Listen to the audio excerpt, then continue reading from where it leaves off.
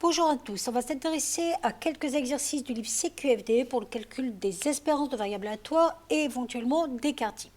D'abord, le premier exercice, le 28, on a une variable aléatoire x dont les valeurs sont moins 10, moins 5, 0, 20 et les probabilités associées sont dans la deuxième ligne. On vous demande de calculer l'espérance de x, il suffit de faire comme avec une moyenne pondérée, de fonctionner en colonne et d'ajouter le produit de chaque colonne.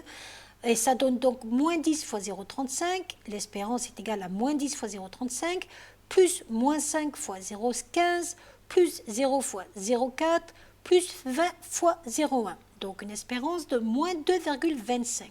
On passe après à l'exercice 30, page 306. On a toujours une variable aléatoire x qui prend les valeurs a, moins 2, 1 et 3 avec les probabilités associées. On ne connaît pas, mais on connaît l'espérance. On sait que l'espérance est égale à 0. Or, pour calculer l'espérance de la variable aléatoire x, on fonctionne comme tout à l'heure, la valeur prise par la variable x multipliée par sa probabilité, donc a fois 1 douzième, plus moins 2 fois 1 demi, plus 1 fois 1 quart, plus 3 fois 1 sixième. Ça, je sais qu'elle est égale à 0. Donc, je simplifie ces expressions. A fois 1 douzième, A sur 12, puis moins 2 fois 1 demi, 2 sur 2, plus 1 quart, plus 3 sixièmes égale 0. Pour résoudre cette équation où l'inconnu est A, je mets tout au même dénominateur. Donc, A sur 12 ne bouge pas. 2 sur 2, je le multiplie par 6 au numérateur et dénominateur. 1 quart, je le multiplie par 3 au numérateur et dénominateur. 3 sixièmes par 2 au numérateur et dénominateur. Ça me permet de tout multiplier par 12, ce qui simplifie le 12. J'ai donc A moins 12 plus 3 plus 6 égale 0. En faisant tout passer de l'autre côté, j'arrive à A égale 12 moins 3 moins 6, c'est-à-dire 3. Dernier exercice de cette série, le numéro 32, qui va être un début pour calculer des variances et des écarts types associés à des variables aléatoires. Je vous rappelle qu'en seconde, vous avez déjà vu comment calculer la variance d'une série statistique et l'écart type associé, c'est un petit peu le même procédé. Donc d'abord, on vous demande de compléter ce tableau qui correspond à la loi de probabilité d'une variable aléatoire grand X.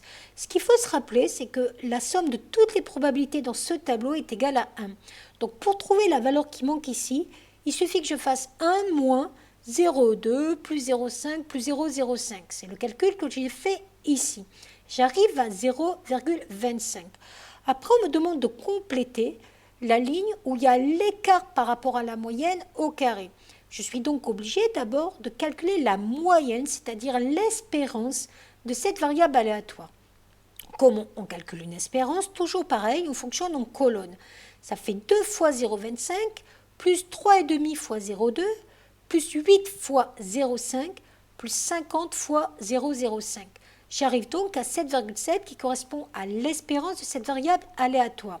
Je peux donc enfin compléter la dernière ligne en faisant l'écart de la valeur x prise par x avec la moyenne et je la mets au carré. Donc ça fait 2 moins 7,7 au carré, j'obtiens 32,49. Je fais pareil pour les autres cases. 3,5 moins la moyenne 7,7 au carré, 8 moins la moyenne au carré, 50 moins la moyenne au carré. Et ça va nous permettre, en gros, de calculer la variance de la variable aléatoire x. Comment on calcule cette variance? C'est en faisant l'écart par rapport à la moyenne au carré et en multipliant par la probabilité associée.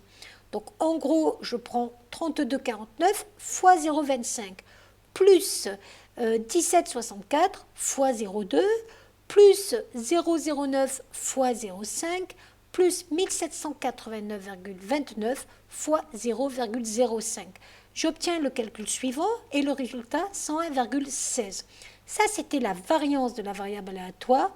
Pour avoir l'écart type, il me suffit de faire la racine carrée de la variance. C'est en gros, ça va nous permettre d'enlever ces carrés que j'ai calculés. Et j'obtiens 10,06. Et d'ailleurs, il faut remarquer que l'écart type est un critère de dispersion. Donc plus cet écart type est grand, plus les valeurs sont dispersées, plus l'écart type est petit, plus les valeurs sont rapprochées autour de la moyenne. Voilà.